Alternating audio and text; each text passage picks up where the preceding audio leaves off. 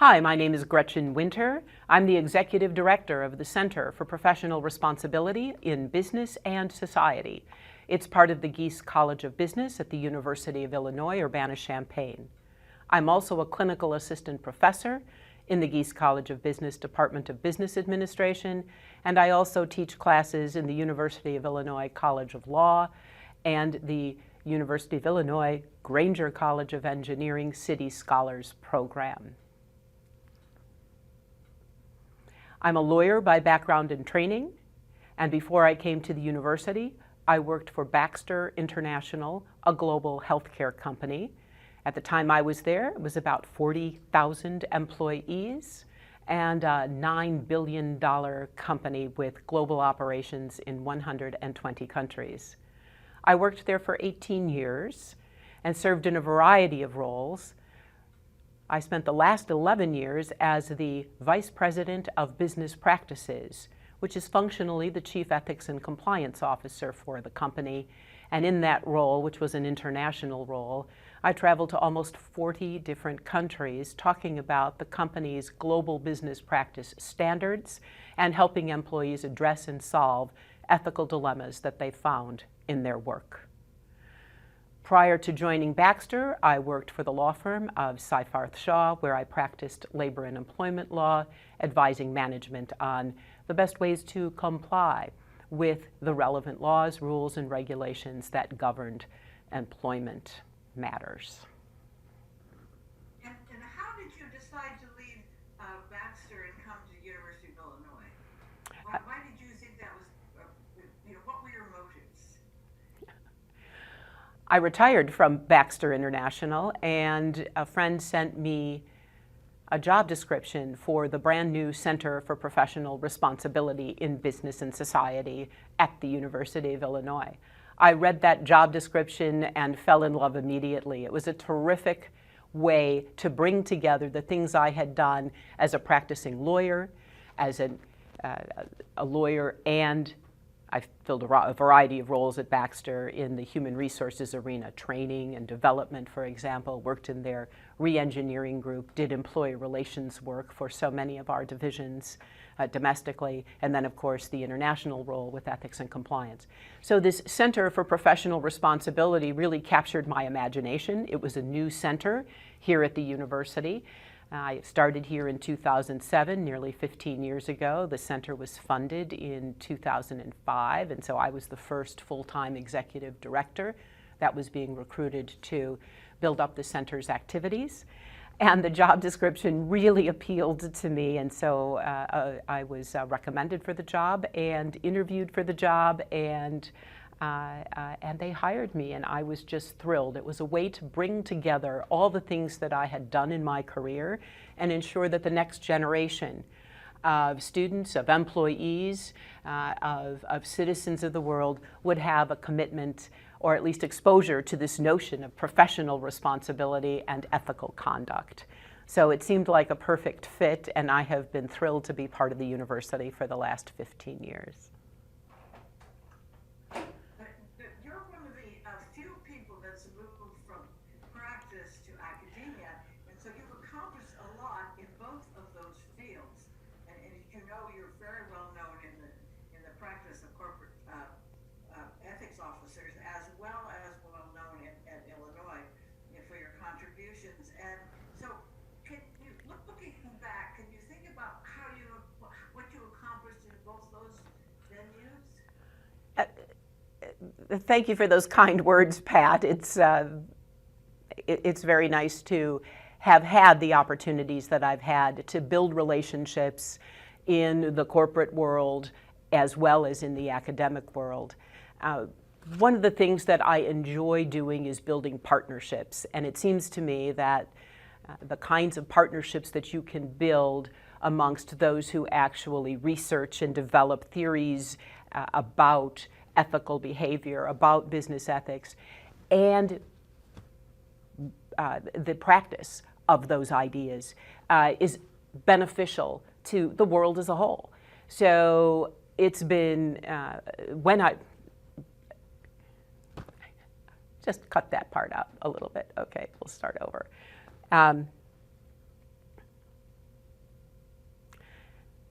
Thanks for those kind words, Pat. I really appreciate you mentioning the relationships that I have been able to build both in business and in academia. I really believe in building partnerships as a cornerstone of doing a good job. And within the company, within Baxter, when I worked there, I built partnerships between our legal team, our business practices team, and then all of the different teams that support the Baxter operations around the world. We built teams to address business ethics issues in operations, in manufacturing, in sales, in distribution. And by getting to know and understand the business, we were able to better understand how to embed the ideas of ethical conduct, of proper business practices from a Baxter point of view into the everyday business of the operations.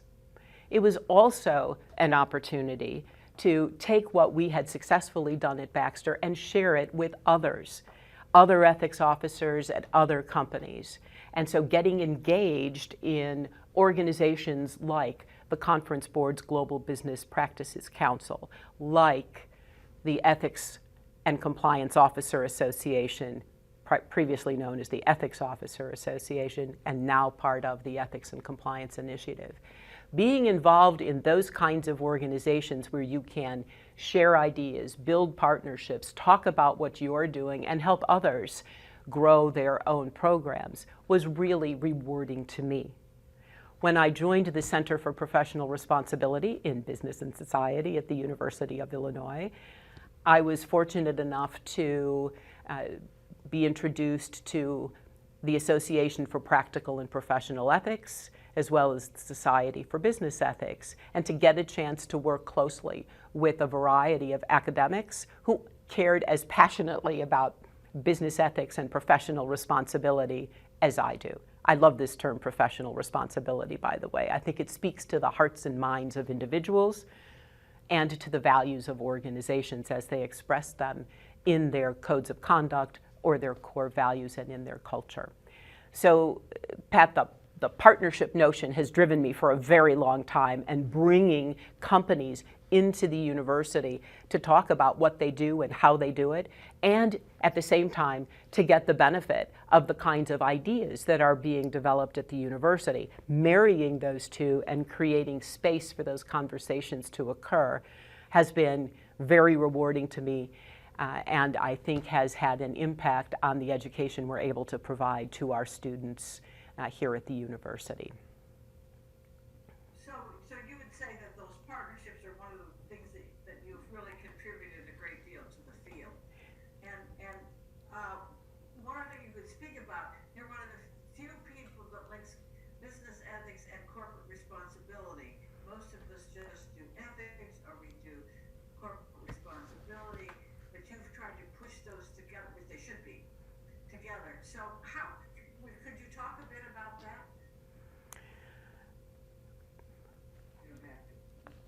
No, I'm happy to. So let's talk a little bit about what professional responsibility means as a concept.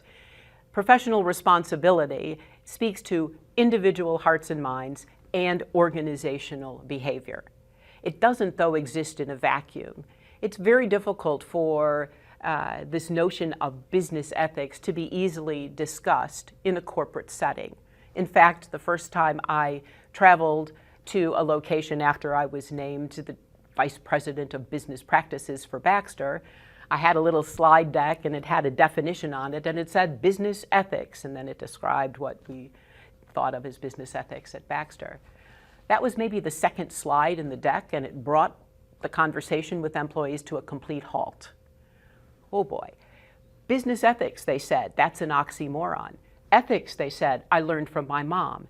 Ethics, they said, I learned from my religious institution. What does a company have to say about ethics? So a huge challenge to the notion that business ethics was something that mattered in a corporate setting. It made me go back to my office and sit down and really think about this.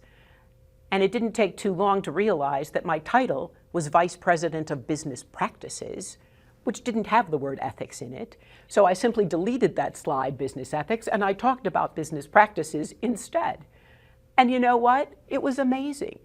because every employee in the sessions that I held around the world was interested in being an employee of Baxter, was interested in their own advancement within the company, making more money, getting a promotion, getting good performance reviews. And in order to do that, they had to comply with the expectations of Baxter as articulated in the company's business practice standards. And so I found that that was a very easy way to connect to employees and to help them understand what the expectations of the company were and how to meet them. A lot easier than talking about ethics or Immanuel Kant. I actually had somebody ask me that. Is the company a follower of Immanuel Kant? Like, whoa, this is not the purpose of the business practice function at the company. The business practice function was designed to help employees understand how to comply, how to meet, how to exceed the expectations of the company as articulated in our business practice standards. So, as you begin to embed those ideas within a company, you begin to realize that the business practice standards reach to almost every function and operation of the company. They reach to the manufacturing, the communications, the environmental health and safety aspects of the work that's being done. And as you begin to think about how you put the values of the company into action, how you help employees meet the standards as articulated in the code of conduct, you begin to realize that this is in fact a responsibility of the corporation to meet and or exceed the standards that have been set out by government, so compliance is certainly part of that, but the expectations of your other interested stakeholders. What do your shareholders think about? What does the community in which you live and work think about the way the company is acting or behaving? We want to be able to drink the water, breathe the air, and we want our kids and grandchildren to do the same thing. So how do we run a company so that we are corporately responsible, if you will, and how is that part of the ethical commitment or the business practice standards of the company? Thus, doing the work of the Vice President of Business Practices is really so much more than saying, here's a code of conduct, let's all sign off and not have conflicts of interest. No, it's much bigger than that because we are supposed to, as employees of an organization, think about how the work we're doing every day reflects the values of the company and impacts the world in which we live. So that's, to me, how business practices and corporate social responsibility, or corporate responsibility, and there are many words for that these days. We're looking at ESG, for example, and how to measure those things. It really does all come together and reflect the commitment of the organization to do good, to do well, to do good, and to do well in the world. As you know, we've made some progress, I think, in ethics and corporate responsibility, but there are a number of issues we still face today. Could you address some of those? There are many issues that remain. There are theoreticians, I think we both have these issues to address. We have work to do. Yeah. There are many issues that remain to be addressed, both in the corporate world and in the academic world. There's no shortage of research to be done. It is absolutely true, and there's no shortage of opportunity to implement these big commitments, big ideas, these values in corporate settings. You can read the newspaper every day, listen to podcasts every day that talk about the failings of organizations, the failings of leaders, the inability of organizations and people in them to live up to the standards that the organization articulates or to even follow the laws, rules, and regulations that apply. So there's much opportunity to provide education to our students so that they go out into the world and don't make those same mistakes, so that they live up to the expectations that society has for them, that shareholders have for them, that communities have for the organizations of which they are a part. What kinds of issues remain to be addressed? Well, clearly the environmental issues that we are facing today are significant. So whether you call it climate change or something else, caring about the environment is something that we just haven't quite figured out how fully to do. The notion of energy transition from fossil fuels to renewables is a huge issue that will not be resolved in my lifetime, I'm quite certain. But the conversations that business ethicists and business people can have to try to address and solve that problem step by step is critical and important. And treating one side or the other as an enemy is not going to get us too much further in that conversation. I'm going to pause for 1 second. I heard a little ding earlier, so make sure that my email is closed out so I don't get any more dings. Well, if we're off, so what I'll ask you what do we need to address in the next 20 years, I suppose I'll ask. Okay. We're good to go when you two are. I'm ready. Are you ready? I'm ready. There's another topic that I think is also something that we've got to talk about, and that's diversity, equity, and inclusion. Those ideas have been around for a long time. When I first started at Baxter, it was something that we introduced and discussed with our employees as part of the Employee Relations Education and Training Program, and that was a long time ago. Those issues are still on the front burner in a way that makes it, I think, much more urgent to address. And there is research certainly being done about the value of diversity in decision-making, in leadership, in teams. And that research, if brought to organizations, again, this notion of partnership is quite critical here. I think that can really begin to make a difference in the way organizations operate and bring life to these ideas that presently seem to be plastered on a wall. Hey, we're all about diversity. Hey, we believe in equity. Hey, it's about inclusion. Okay, let's figure out how to make that a reality. And I really believe that academia can contribute a great deal to the opportunity to really embed those ideas in practice in organizations. And what about the issue of artificial intelligence? So artificial intelligence is another topic that really has many ethical and professional responsibility implications. In the course that I teach to the computer science students in the Grainger City Scholars Program, we spend a lot of time talking about artificial intelligence and the practical implications of that. In the business class that I have been teaching called The Ethical Dilemmas of Business, mostly business minors in that class come from all kinds of different areas of study. And then we sit down and talk about the impact of artificial intelligence, and it's amazing. There is an artificial intelligence application in virtually all of their studies and in all of their futures. So it's critical that we educate our students about what it is and about how it works. The computer science students I teach understand a lot about how it works. They don't understand a lot about how it might impact business or life. The business minors don't have any idea how it works, and as they begin to understand how it works, it's pretty frightening. And so they begin to think that this is something they've got to back away from, and I think we have to help people, again, partner and engage so that we can learn from one another and then build reasonable policies going forward. Artificial intelligence can be a very useful tool.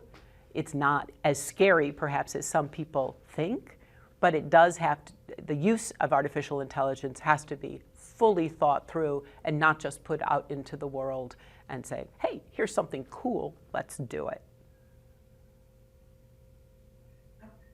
Are there some other issues, some other questions you'd like to speak about?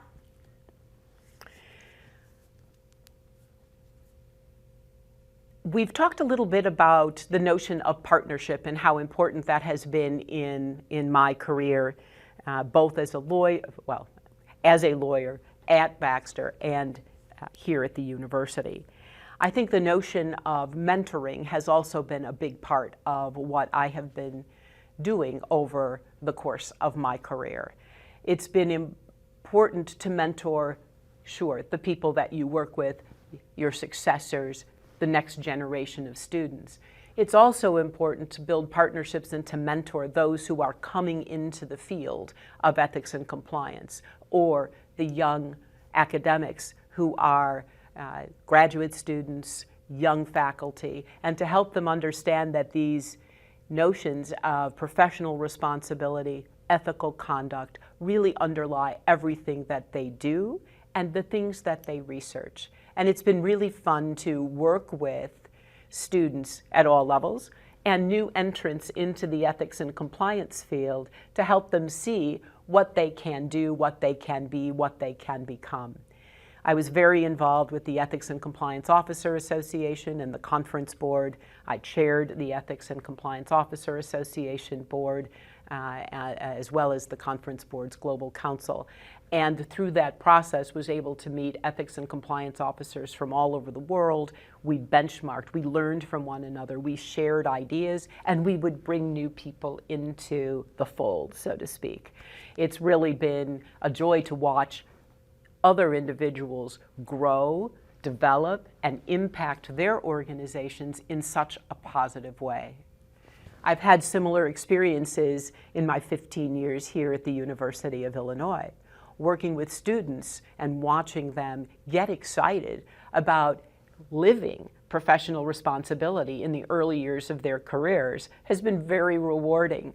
Having students come back years later and say, I remember that class, I remember your decision-making framework, I used those ideas in my job, is rewarding as well. So this notion of mentorship, building bridges, making people see that there is huge opportunity that can be realized by working together has been rewarding and important.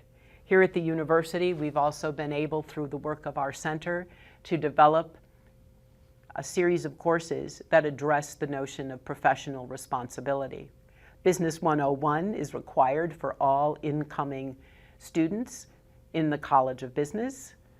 Students take that during their first semester, and they look at a series of ideas that talk about professional responsibility at the individual, the organizational, and at the global level. So they look at what are my values, and how do I live in a professionally responsible way? What kind of an organization do I want to join or start? We have lots of entrepreneurs. How do I build notions of values-based behavior and professional responsibility into an organization I design? And how do I tell if it's really happening at an organization that I choose to join once I graduate? And then finally, if you get to the place in an organization where you get to make decisions for the organization, what are you going to do to ensure that the organization behaves in a professionally responsible way and impacts the world positively? So the Business 101 course tries to take all of those ideas and put them together for the course in the first year of a student's experience here at the university. The success of Business 101, which, as I said, is required for all incoming students, inspired the college to also build a 201, 301, and 401 on a variety of topics, but they create common experience courses for all of our students. And that's really a very unique feature of the Gies College of Business, and it really all started with Business 101, which is really exciting. For students who are interested in exploring the topic of professional responsibility further, we designed and supported, I mean the center, and our faculty designed a Business 340, so a 300 level course for students who really want to dig more deeply into the ethical dilemmas of business. And that too has been embedded now in the culture and the offerings of Gies. So the contributions of the center academically, I think, have been well worth noting. We also have supported student participation in a variety of extracurricular activities, including creating teams to compete in case competitions, and also to get credit for being part of that ethics academy that gives them the skill sets to do so. The center also has built partnerships with companies. We partnered with BP, we partnered with Lockheed Martin to build case competitions that reflect the ethical dilemmas that are found in their industries. And those have been extraordinarily successful partnerships as well. We found that both organizations are very interested in, again, bringing academia and business together so that we can all benefit from the other's experience and knowledge. So that's been, I think, very exciting too. Good, thank you. And some other comments you want to make, or you? Another aspect of these partnerships and this notion of mentoring, I guess, is also reflected in my membership in API, the Association for Practical and Professional Ethics. API is an organization, a global organization with faculty and business people who care about professional and practical ethics. It is an organization that puts together a conference each year that allows networking to occur, allows people to learn from one another. I got involved in API very early on during my time at the University of Illinois because I started to do some benchmarking when I joined the Center for Professional Responsibility in Business and Society. And I benchmarked about center design and development with a woman named Vivian Weil. Vivian was at the Illinois Institute of Technology. She, now called Illinois Tech, she ran and developed their center there, and it was just down the street from my office in Chicago. Although I work for the University of Illinois at Urbana-Champaign, my office was actually headquartered in Chicago so that I could network appropriately and represent our center to corporate interests in the greater Chicagoland area, and also go to Champaign on a regular basis. So run back and forth between both places. Love watching the corn grow. It's great. And then I visited Vivian, and she said, you must join API. It's a place that brings together center directors, academics, and business to really talk about our issues of common interest. I joined API. It was everything that she said as I attended their first conference, and I got very involved in the organization and its leadership, having just now finished my 8 years on the board of API, 2 of those years as chair, 2 years as vice chair, so in a leadership position in that organization. And it's been so rewarding to see the growth of ethics centers, professional responsibility, and CSR commitments made by organizations, and not just individuals at universities, but universities as a whole, to build and embed these ideas into the educational programming for their students. In a sense, the Center for Professional Responsibility in Business and Society was created to do just that. And the growth that I've seen over the last 15 years, especially through my work at API, has been very, very rewarding. That's terrific. This is terrific. Maybe better than the first video. Now, do you have any last comments? I think we've covered a lot of ground here.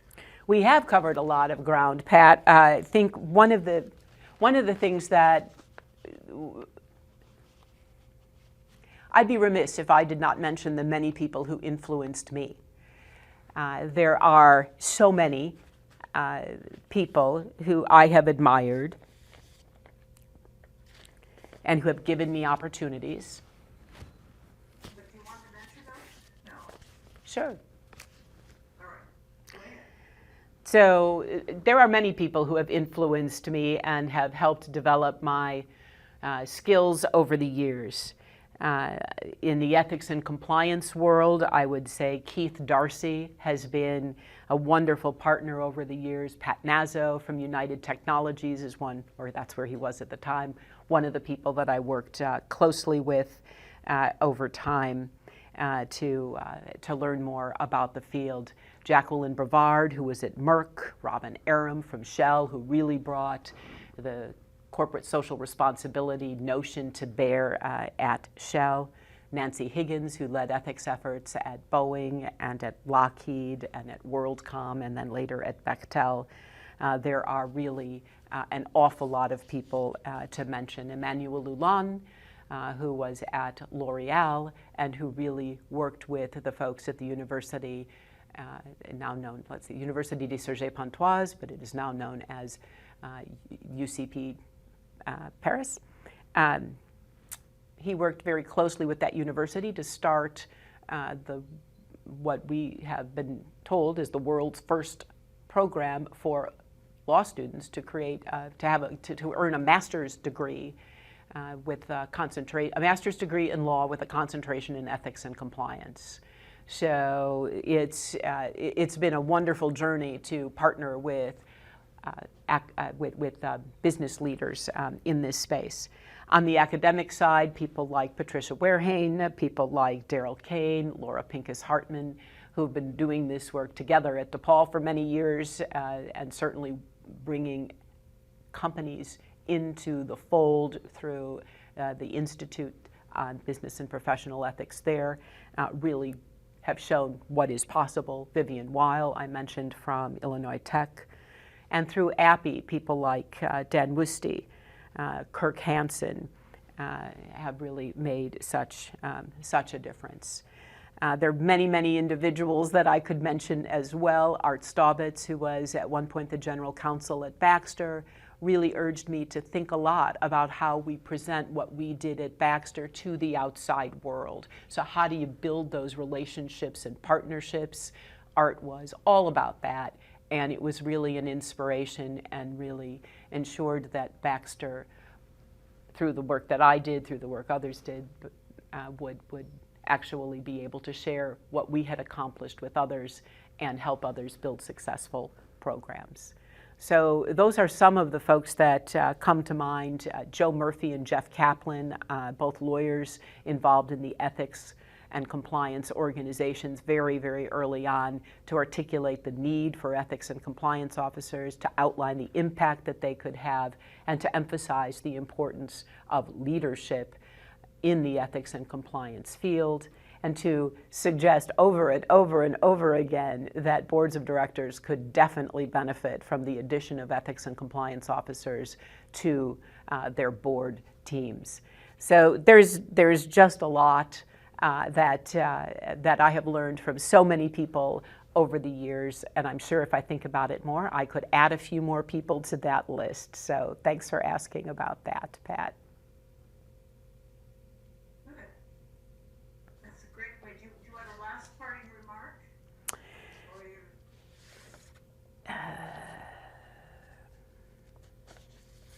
Or Let me just reflect. Thank you. Really, this is a really good interview. She said quiet. But you might want to, anything more? No, you're done. Okay, I'm just reflecting. I'm just looking at this, and I'm thinking that, just a second.